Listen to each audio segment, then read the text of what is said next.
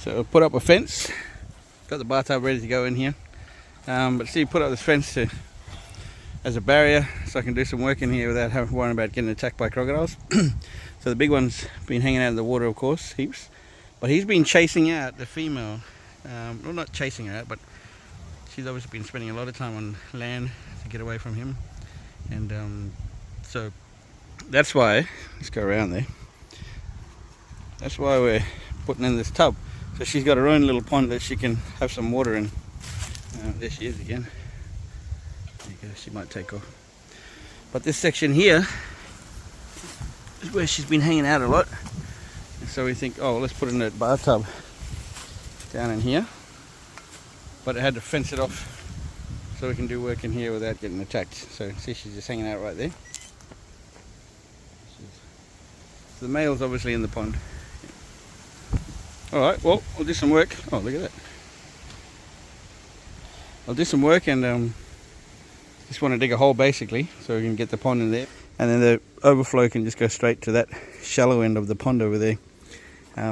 Rather than having the hose running somewhere in the middle of the enclosure, just run it along the outside here over to there. So it'll overflow from the little bathtub into the big pond, and then it overflows through that hole over there and out of the enclosure. So that's the overflow system that we have for these ponds. So that's the project, that's what we're doing.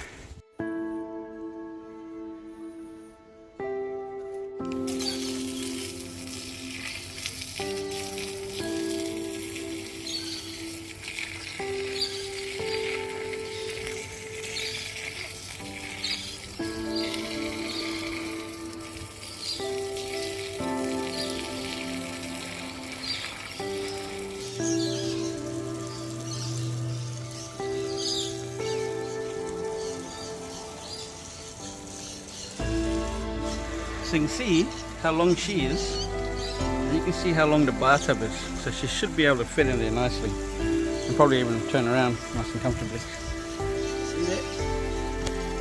So also, like, don't want it really high sticking out of the ground, so obviously I'm going to fill some of that in with some more dirt somehow. But if you look at it compared to the edge of the pond, it's a bit higher, so I want it a bit higher so that this overflow, which has a hose on connected to it shortly, will overflow into that pond straight across there. I mean that side of the pond straight across there. So I wanted it to be higher than the other pond over there. See how it's slightly higher? But I didn't want it too high so that it's ugly, you know. We'll see how we go. So it's really about her.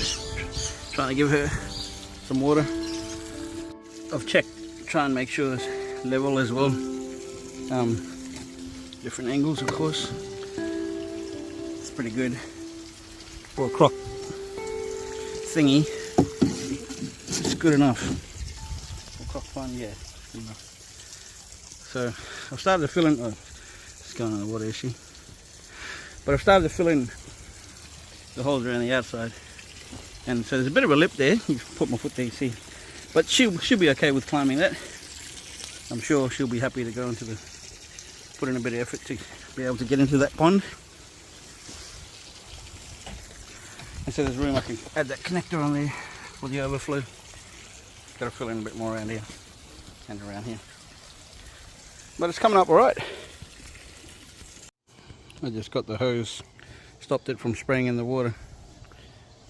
And this guy decided to have a crack at me. There she is. Big buffhead. Yeah, you want to come in here, don't you? So these fences, when we're doing these work, we put these temporary fencing panels up. And when we do, you can see we tie them together. It's just temporary, so it doesn't have to be anything like super strong. But that works enough to keep him back. But this is interesting, like he's actually starting to defend his little territory in here now. Before he used to he'd always just keep hiding in the water. So this is good to see some normal crocodile behavior after he's finally settled in here. He's got a nice big strong tail. The tail's a good indicator of a crocodile's health, so we're pretty happy with that.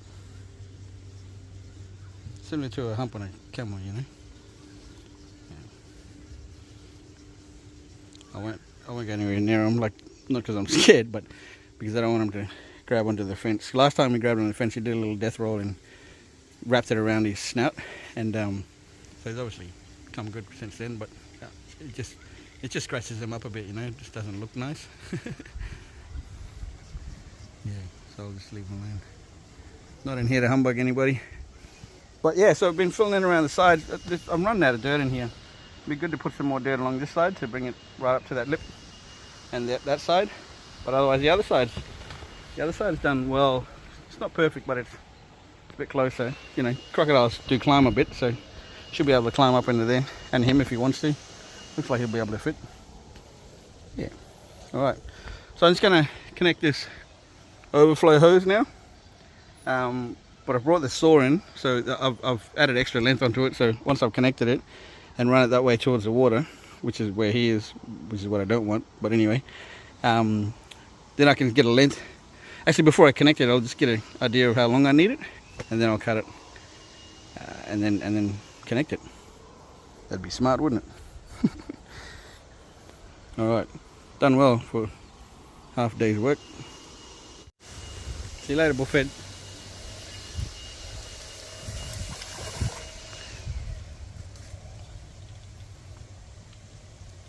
I think we're going to feed him later today as well. Just like that, he disappears. She's waiting for a pond to get built. So it's got a bit of a curl to it, just because of the way it was sitting before I started using it. But that's long enough to just stick it in the water at that end somewhere. I'll connect it and see what it looks like. Alright, so I managed to put the overflow pipe on, which should be a good level to go across into the big pond. But it's really curly, so you can see how I've got it up in the air. The reason why is because when the heat comes, it will lose its bend and just flop down. Just go straight into the water then. So he's waiting for the heat to come. Alright, Emma's going to turn on the tap and start filling it up while I wheelbarrow in some more dirt into this area. See that lip's pretty high. Crocodile will be able to climb up that, that'll be fine.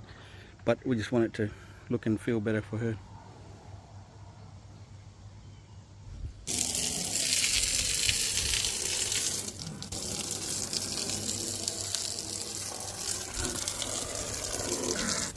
It's a bit dirty in there, but that's alright, it's always going to get dirty. Crocodile sliding in and out of it.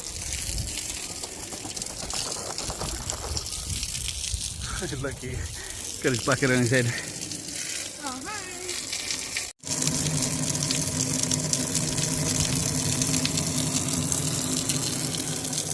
Just outside the back of the enclosure now, and you see the water from the big pond overflows out into there. So this is a pipe there.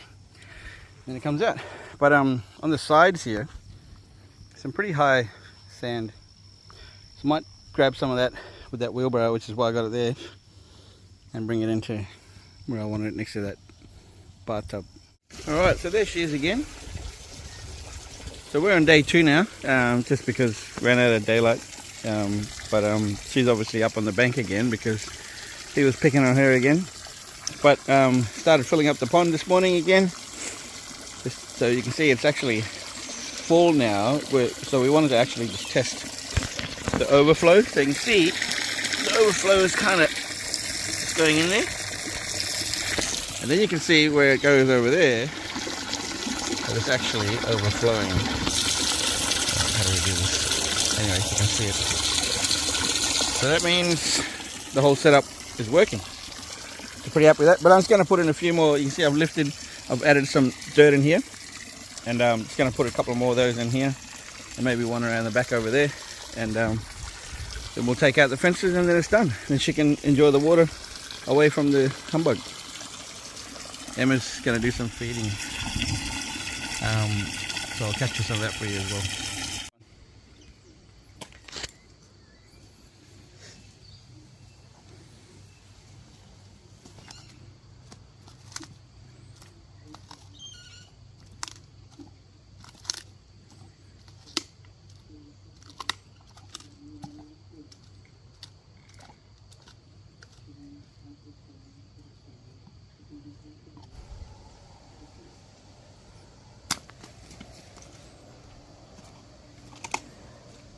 So Emma's just feeding her away from him, so giving her a feed before he comes up.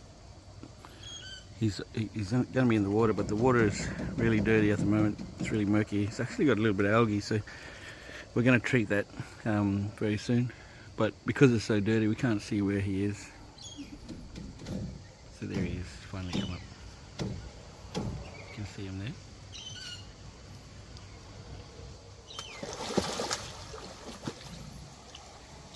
So you see he's much cleaner because he's spending all the time in the water. Unlike her, stuck on land because of him. So she's really dirty, so we're going to change that by giving her some water.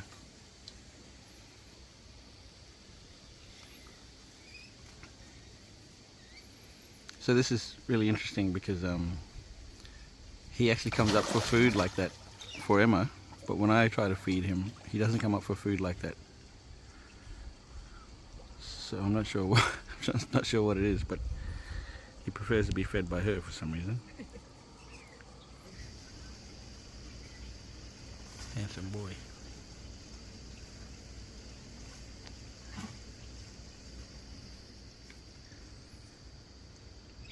Not so pretty girl.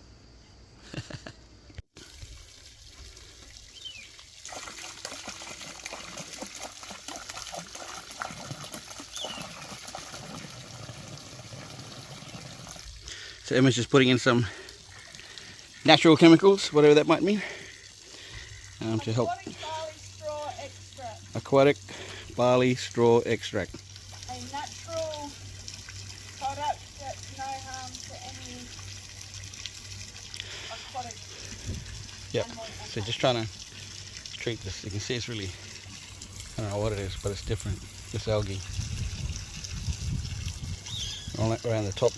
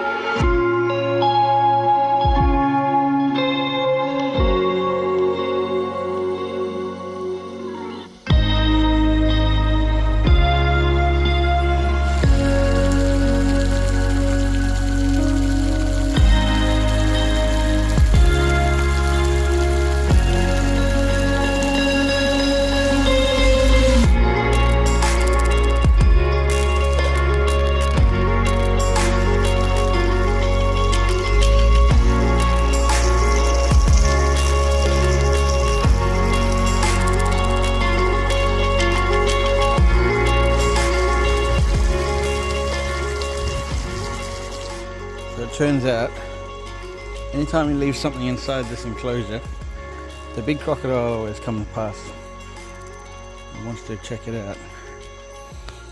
And so his name is Cobra, but there he is. He's made himself comfortable inside the little bathtub.